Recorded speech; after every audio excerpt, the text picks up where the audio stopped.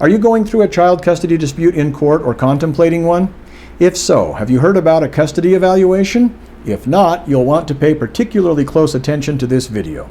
Like many jurisdictions, Utah has a provision in its court rules for a person known as a custody evaluator to be appointed in a divorce or other kind of child custody case when there is a dispute between the parents over what the child custody and parent time schedules should be. Parent time is the replacement term for what was previously known as visitation. Utah's rule governing custody evaluations is found in the Utah Code of Judicial Administration, Rule 4903. No, I'm not going to talk about everything in Rule 4903 in this video. Instead, I'm going to talk about recent changes made to the rule that become effective November 1st, 2022. First, the good changes to Rule 4903. The revised Rule 4903 includes a new provision, subparagraph 2, which reads as follows. Custody evaluation shall be ordered only when a party requests it or when the court makes specific findings that extraordinary circumstances exist that warrant an evaluation. In either case, before appointing a custody evaluator, the court must find that the parties have a present ability to pay for the evaluation. It is high time that this change be made to the custody evaluator rule.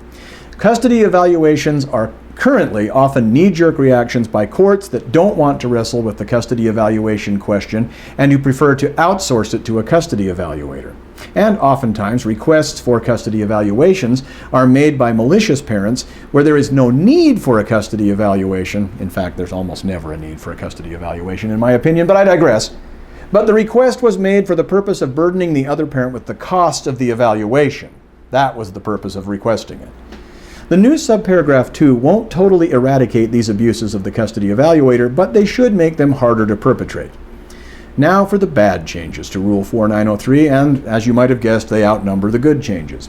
The revised Rule 4903 subparagraph 6 now contains all kinds of new education and training requirements that sound great, but likely won't do much to improve the quality of custody evaluations. I'll explain later. Specifically, the revised Rule 4903 requires that child custody evaluators gain and maintain specialized knowledge and training in a wide range of topics specifically related to child custody work, whatever that means. Evaluators shall gain broad knowledge of family dynamics, whatever that means.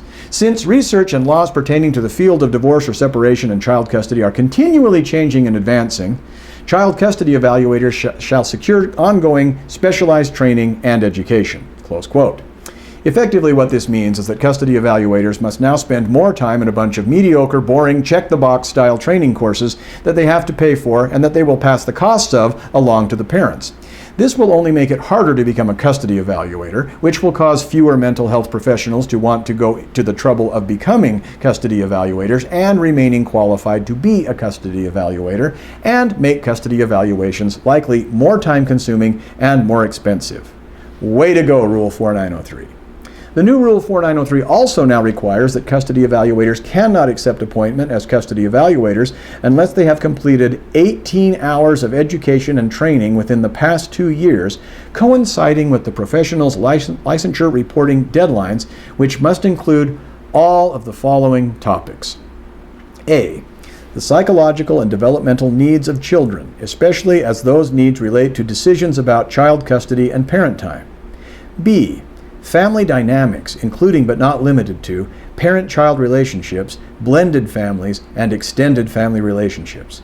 And C, the effects of separation, divorce, domestic violence, child sexual abuse, child physical or emotional abuse or neglect, substance abuse, and the interparental conflict on the psychological and developmental needs of the children and adults.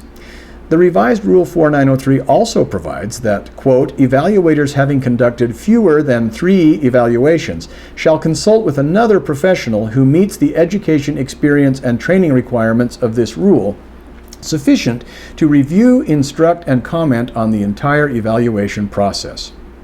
Remember, this new rule does not go into effect until November 1st, 2022.